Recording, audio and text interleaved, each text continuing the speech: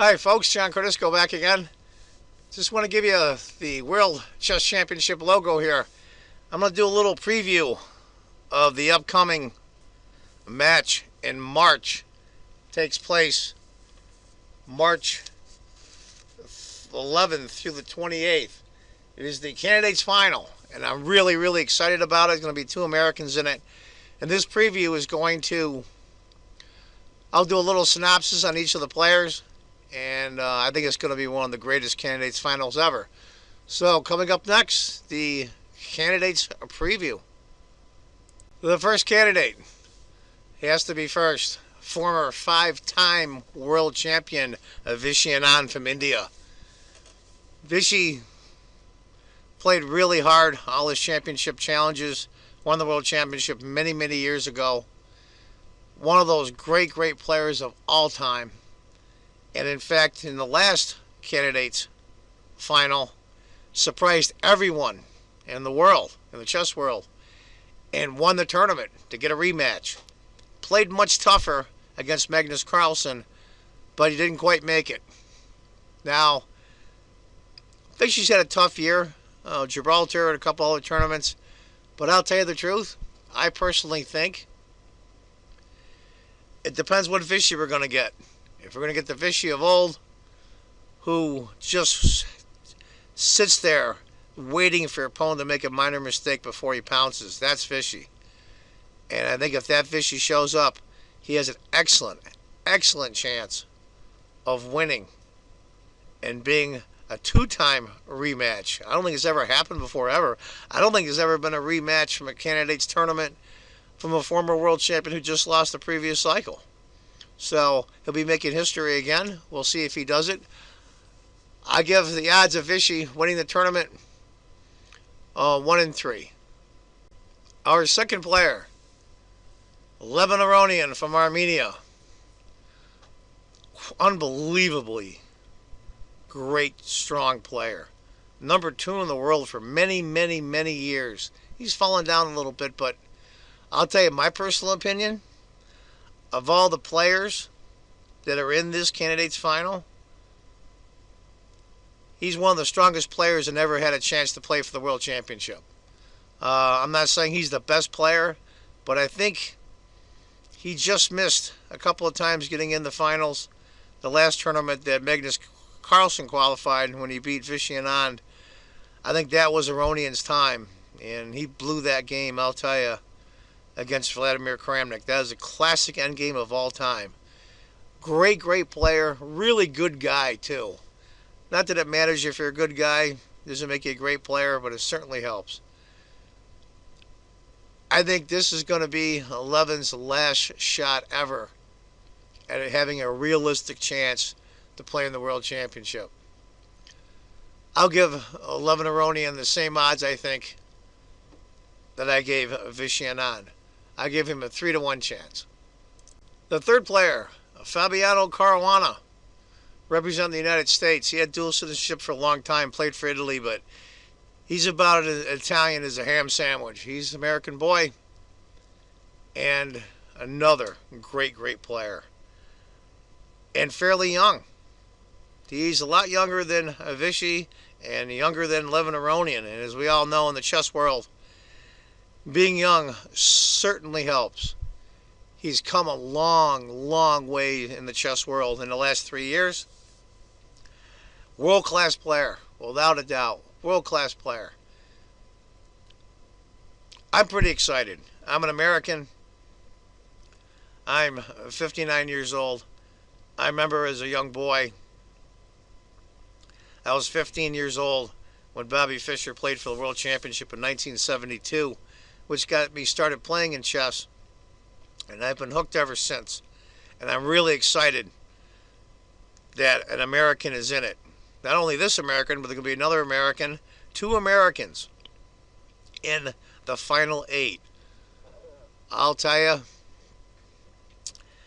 I think if Fabiano shows up, sometimes he gets a little bit, his nerves are a little bit frayed sometimes, but I personally think he has an excellent chance for himself and the United States. I'll give Fabiano's odds at 2-1.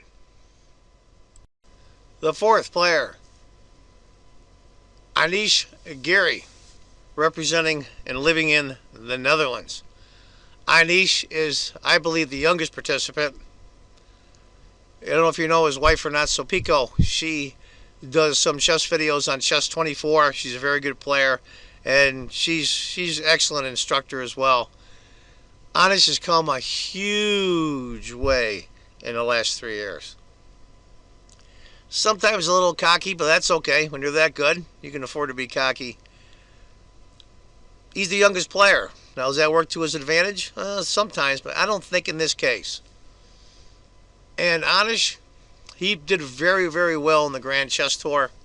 Had a lot of draws, couple of wins. He was in the hunt up until the end in the London Chess Classic and lost in the Rapid Games. I think if he plays well, he could be in the top half of the 8-player double round robin.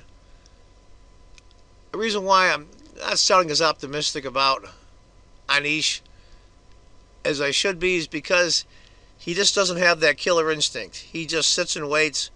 He settles for a lot of draws. In tournaments like this, you've got to go for it. You've got to roll the dice. You've got to take the chances. So I'll honestly give Anish, even though I think he's a great world-class player, I make the odds of Anish winning the tournament at 10-1. The fifth player, originally from Ukraine, now representing Russia, Sergei Karyakin. You don't see Sergei around the big tournaments much in the last couple of years. I know he got remarried. He's a prodigy, right up there at the same time that Karl Nakamura came up. You saw Sergei Karyakin. Sergei is a great player. Great player. But I think his nerves get to him sometimes. And if he learns how to control that, he's got a decent shot at this. He's very technical. I'll see him in post-mortem analysis, and he's right there with the best of them. I mean, he'll go round and on through 4, 5, 6 variations. His mind's as sharp as it's ever been. I don't think this is his last shot at ever being in the World Championship. But lately, he doesn't seem to have that killer instinct. I don't know what it is. I don't know a lot about his personal life. I don't know what's going on with him and his game. But I think he's going to have a really, really difficult time. Decent play. He might make the top half. So I'll give the odds of Sergei Karyakin, who I like a lot, is a great player. I give him odds about 10-1. Player number 6, Peter Svidler, I believe 6-time Russian champion. Let me repeat that, 6-time Russian champion. That is not that easy. I don't even think Karpov or Kasparov or any of them have won the Russian championship 6 times. Might even be more, but I do recall 6. Peter is a great player. He's very interesting. He's very knowledgeable. He's very good at commentary. I've heard him many, many times. World-class player.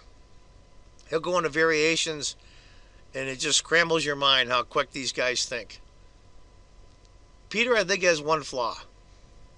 He doesn't seem to have the work ethic as some of the others. I'm not saying he's lazy. He doesn't seem to have the work ethic. And as you get older, he's in his early 40s, I believe now. As you get older, it becomes harder and harder. It doesn't come as easy. That's why I tip my hat off to guys like Vishy, Kramnik, Ivanchuk, and even Topolov. They're in their mid-late 40s. And it becomes harder and harder to learn. But I'll say this. He is very hot and cold. Peter is. If Peter is hot, he has an excellent chance of getting in the top 3. So I'm going to give the odds of Peter Svidler, who I like a lot. And by the way, I'm an American. Those of you that are wondering, his English is better than mine.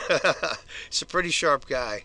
I give the odds of Peter making this at 4-1. Player number 7, my buddy, number 1 in the United States, Karl Nakamura. I picked this picture on purpose because he's wearing his shades in the St. Louis Chess Club for a tournament. I think this was the game he played against Magnus Carlsen, so I thought he looked cool in it, so I put it up. I personally believe that this is the shot that Karl has been looking for the last few years. I personally believe he has an excellent chance at getting in the World Championship. I may be a little biased being an American, and as I said earlier in the video, I was 15 years old in 1972 when Bobby Fischer won the World Championship, and I've been hooked on chess ever since. I think it would be a great final. Karl has, to give you an idea of some similarities, the one thing that sticks out in my mind is this: Karl Nakamura has never beaten Magnus Carlsen in a classical game. And if you recall, in 1972, Bobby Fischer, one of the greatest players that ever lived, if not the greatest, never won a game against Boris Spassky before that match in 1972 in Reykjavik, Iceland. I think this is a Karl's time. I'm going to stick my neck out. I'm going to say I believe Karl can win this. He really can. And you have to be aggressive. You have to take chances, and that's a Karl. He loves to roll the dice. Granted, sometimes it bites you in the behind, but you've got to take these chances in these kind of tournaments. This is a 8-player double round robin. It's 14 rounds over a 2.5 week period. It's going to be incredibly tough. I personally believe that Karl can do it. This is his time. That's my prediction. I make the odds of Karl getting in at even. I think he has the best shot of winning this tournament of the 8 players. All great world-class players. I'm not saying he's much better than them. You just have to be better in this tournament. And I think Karl is ready to go. And we're all excited here in the United States to have an American in the final. And if he doesn't, I would love to see Fabiano Caruana. But my prediction for winning the Candidates Final 2016 is a Karl Nakamura. Player number 8, former world champion Veselin Tololov from Bulgaria. Now, Veselin was thinking about retiring, I read an article, and he won Norway Chess. He did very well in the Grand Chess Tour. He's still a great world-class player. I gotta tell you, I think it's just a pat on his back to his skill and his chess strength that he even qualifies in the Candidates Final. And there was some damn good players who didn't make it. You don't see Maxime Vishy here. Kramnik's not there, but he managed to get in. What do I think his chances of winning the Candidates Final? I don't think they're that great. I think if he plays well, he can get the top 3 or 4. So I put his odds at about 10-1, maybe a little bit higher. Anish Giri I give the highest odds to, and I think Veselin Tololov I give the next to the highest odds to winning this tournament. Still a great player, so not to be underestimated. So that's my opinion on Veselin Tololov.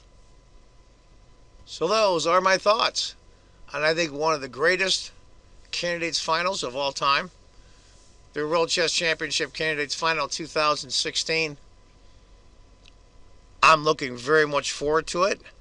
I believe you can watch the action starting on March 11th, and it goes through March 28th. It's a 14-round, 8-player double round robin. it's the real deal. Double round robin with 8 players is a lot of chess over 2.5 weeks. As an American, I'm incredibly excited. U.S. has 2 top players in the candidates final. Carl Nakamura, Fabiano Caruana. I will say honestly, my personal choice, my heart, so to speak, if Fabiano or Hikaru cannot get in the World Championship, I would like to see Levin Aronian get in. Just for the fact, I think after all these years, and such a great player, he deserves a shot at the title. But I'm looking forward to it very much. I believe it's going to be on worldchess.com. That I'm not 100% sure on because it is FIDE run, remember, so it doesn't always go as smoothly as you should. Look on chess2700.com and scroll down. You'll see the upcoming tournaments with the website, maybe give you some more information on the schedule. It'll probably be on live stream as well. Don't miss any of these great games. This is going to be really something. This is the big deal. For us Americans, this is the playoffs leading to the Super Bowl, as we call it, in our American football. So there you have it, folks. My preview and personal opinions on the upcoming Candidates Final 2016. I hope all of you get to see these games. I think they're all going to be great. It's going to be incredibly exciting. Look for videos to come with some analysis of some of the key games starting May 11th. And I hope to see all of you in my chess videos covering this event. Take care, folks. Bye-bye.